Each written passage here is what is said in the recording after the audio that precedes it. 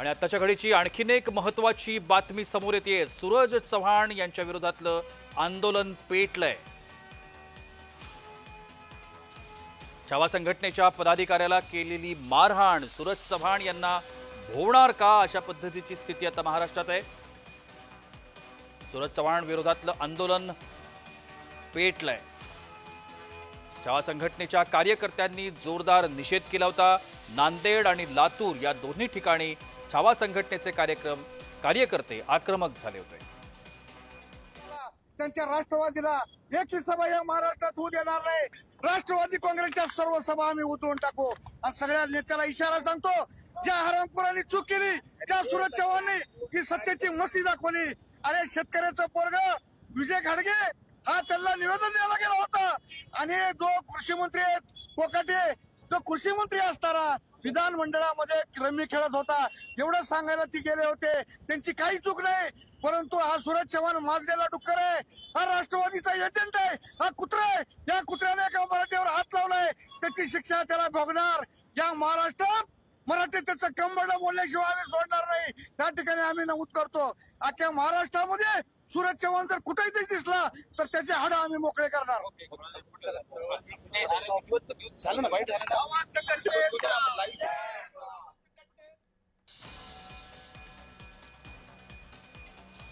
छावा संघटनेकडून राष्ट्रवादीचा जोरदार निषेध करण्यात आलाय। सूरज चव्हाण यांच्या विरोधातला असंतोष पसरतोय। छावा संघटनेच्या कार्यकर्त्यांनी अतिशय तीव्र शब्दामध्ये सूरज चव्हाणचा निषेध केलाय। सूरज चव्हाण यांच्या विरोधात हे आंदोलन आता पेट घेऊ शकत आहे।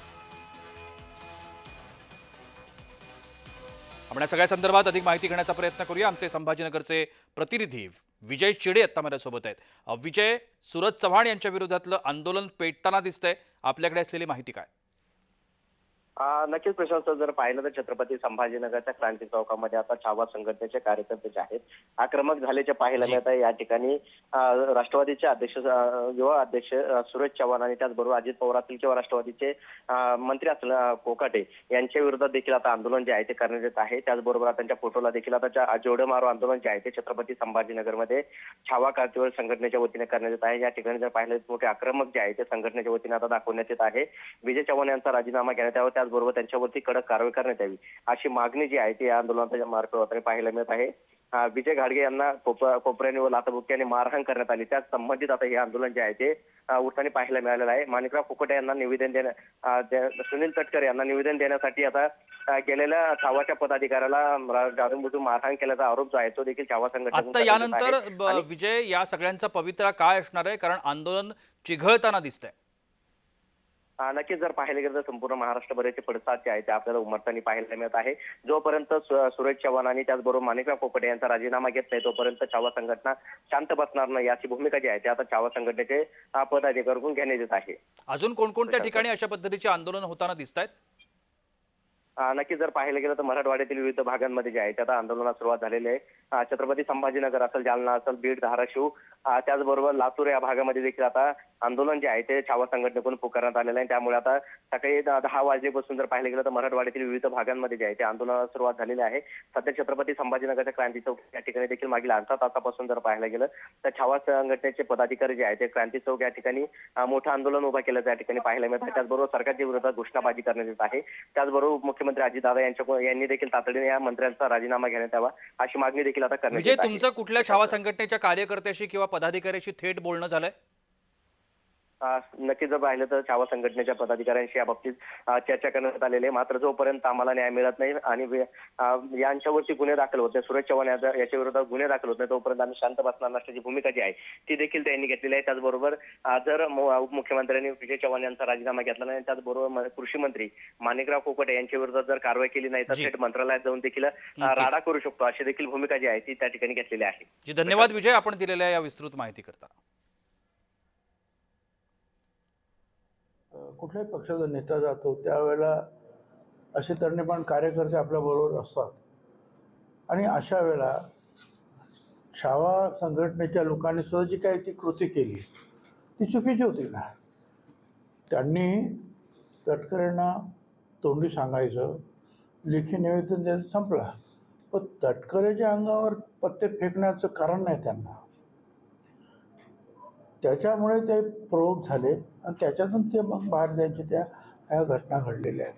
तर मला असं वाटतं की ज्यांना आपलं म्हणणं मांडायचं आहे किंवा एखाद्या आंदोलनाच्या संदर्भात बोलायचं, त्यांनी सुद्धा जे काही योग्य मार्गाने जे आपलं म्हणणं मांडलं पाहिजे, निवेदनं दिली पाहिजेत. त्याच्यावर काय करायचं आहे तर मग ते पक्षाचे प्रमुख आहेत ते ठरवतील. पण असं पत्ते फेकणं वगैरे जे आहे ते गैर होतं आणि त्याच्यामुळे त्याच्यातून क्रोध निर्माण होऊन मग तरुणांची जे आहे बाहेर बाचाबाची झाली.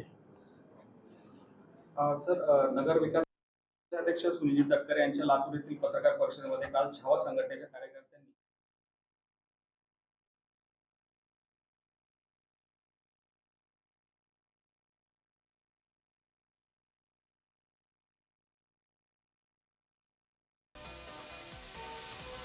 आपण बघतोय छाया संघटनेनं बाईक रॅली काढली आहे. सूरज चव्हाण यांच्या विरोधातलं हे आंदोलन पेटलंय. संभाजीनगरमधली ही दृश्य आपल्या समोर आहेत.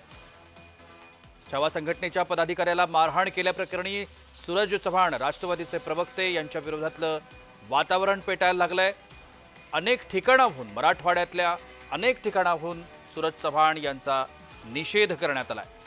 बाईक रॅली काढून निषेध नोंदवतायत छावा संघटनेचे कार्यकर्ते. संभाजीनगरमधली ही दृश्य आहेत. राष्ट्रवादी आणि छावा संघटना यांच्यातली हे युद्ध आता रस्त्यावर येऊन पोहोचलंय. ज्या पद्धतीनं छावा संघटनेच्या पदाधिकाऱ्याला मारहाण करण्यात आली त्याचा निषेध करण्यात येतोय. छावा संघटनेचे अनेक पदाधिकारी, कार्यकर्ते हे रस्त्यावर उतरले. राष्ट्रवादीचे प्रवक्ते सूरज चव्हाण यांनी छावा संघटनेच्या पदाधिकाऱ्याला मारहाण केली आणि त्यानंतर त्यांच्या विरोधात असंतोष पसरला. आज या घटनेचे पडसाद संपूर्ण महाराष्ट्रामध्ये उमटताना आपल्याला पाहायला मिळत आहेत. संभाजीनगरमधली ही दृश्य आहेत. मोठ्या प्रमाणात छावा संघटनेचे कार्यकर्ते हे बाईक घेऊन रस्त्यावर उतरले. सूरज चव्हाण यांच्या विरोधातलं हे आंदोलन आपल्या हातातल्या सत्तेचा गैरवापर केल्याचा आरोप छावा संघटना करते. छावा संघटनेचे कार्यकर्ते हे सुनील तटकरे, राष्ट्रवादीचे प्रदेशाध्यक्ष सुनील तटकरे यांना निवेदन देण्याकरता गेले होते. त्यावेळेला त्यांनी सुनील तटकरे यांच्या अंगावरती पत्ते फेकले.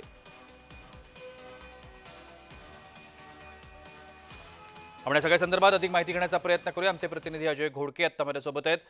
अजय, सूरज चव्हाण याच्या विरोधातलं जे आंदोलन आहे ते चिघळताना पाहायला मिळतंय. आत्ताची स्थिती काय आहे?